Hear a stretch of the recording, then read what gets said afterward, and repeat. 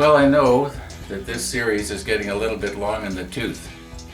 And I know that this doesn't look anything like turning the Emperor pen like I was planning on doing. And it's late in the afternoon here. But how do I start here? You'll notice that I put my little jig back where I normally have it. So I have always known that when I'm sharpening like this, there is the distinct possibility that I'm going to gouge the stone. I've always known that. And I've tried to be careful. But I think what may have happened is that I went down a little deeper than I thought I had. And of course, when you get a gouge going, it doesn't make itself better as you keep going over it and over it. It'll just get worse and worse and worse and worse. And maybe I didn't address this thing early enough with the diamond thing. And it's possible that when I used this the other day, that I didn't go down deep enough to get rid of the low spot. Now, speaking of low spots, one of the viewers made the suggestion. He says, why don't you, while it's running, see if you can carefully touch it with a pencil and see if there's a gap. Now, I don't know if I can be steady enough with the pencil, but I'm going to try that just for the fun of it. See if there's a low spot somewhere. You know, what I really need is something that will just slowly micrometer the pencil into the wheel. But I don't have anything, and I'm not as steady as I used to be. So I'm going to try it anyway, first of all.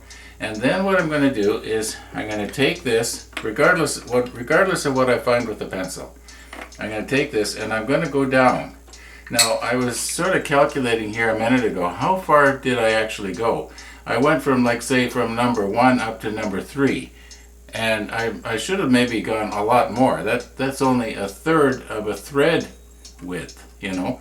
And it's quite possible that my problem that I may have caused, my problem was deeper than that. So I hope you can follow what I'm trying to say here. Anyway, let's see what we can do with the pencil first, while the wheel is kind of dry.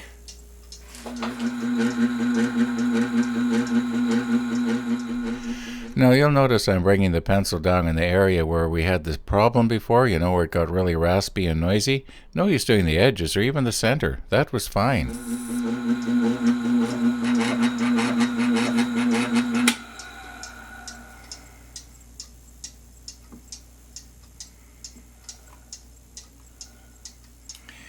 Well, you can see the pencil line is fairly solid there.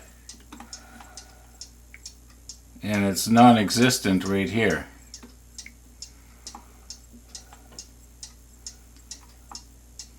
Now here's where I thought the low spot was, because you can see those 3 dots, right? Okay, anyway, I'm not going to waste a bunch of your time here. I'm just going to go ahead and take this down, I'm guessing 1/16 of an inch. It'll probably take a few passes. And then I'm going to redress it, and we're going to try it again. I don't want another great big long 15-minute video going on here. In a way, I'm kind of sorry I got started on this. I should have just done it without showing you, but now that I've shown you, I got to finish it up. So, yeah. Anyway, once again, please bear with me.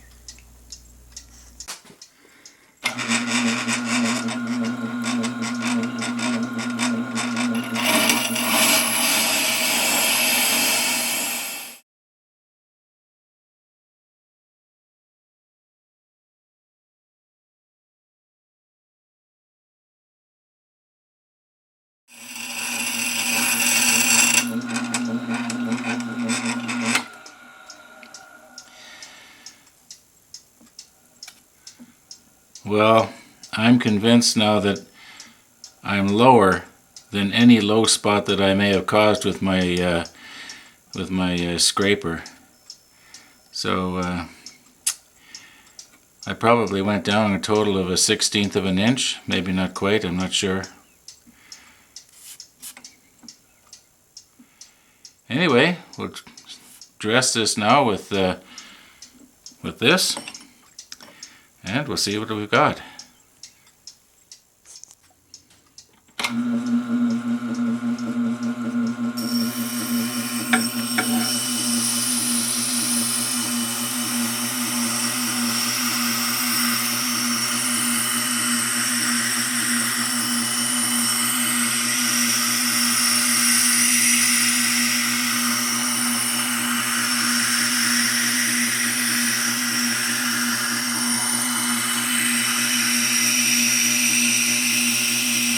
I will have to say I'm not noticing the uneven grabbing that I was getting before.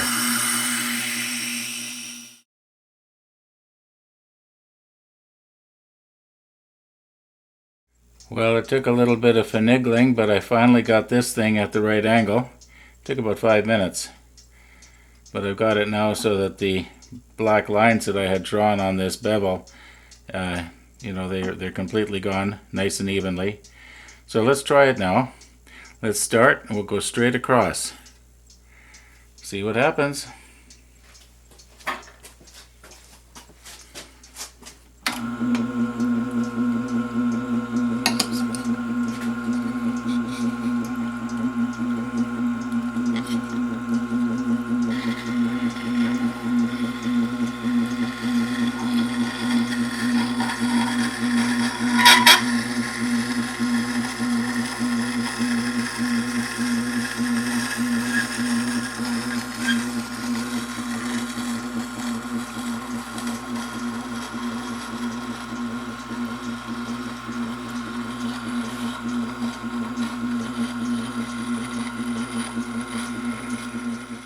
Now I'm about to pass over the area where I always had the problem before, so listen carefully.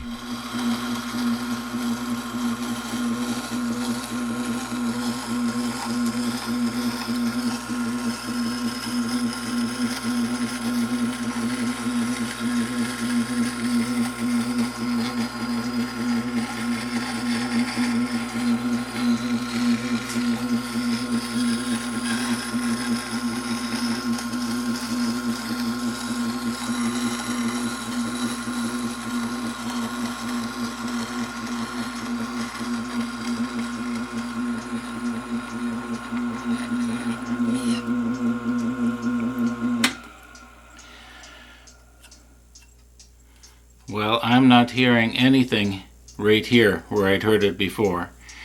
So I'm going to conclude that when I took it down originally a couple of days ago with the diamond facing stone, I didn't go deep enough. And I want to thank that viewer who recommended the pencil thing. And also, it feels a lot sharper without a burr. I'm sorry guys, I know that people say that you're supposed to have a burr on the scraper, but I find it works better without one, especially when you're trying to do really delicate work. Anyway, for sure that's the end of this series about the stone here. I'm happy I got it back to normal. It was an easy fix actually. All I had to do was just go deep enough. And you heard it.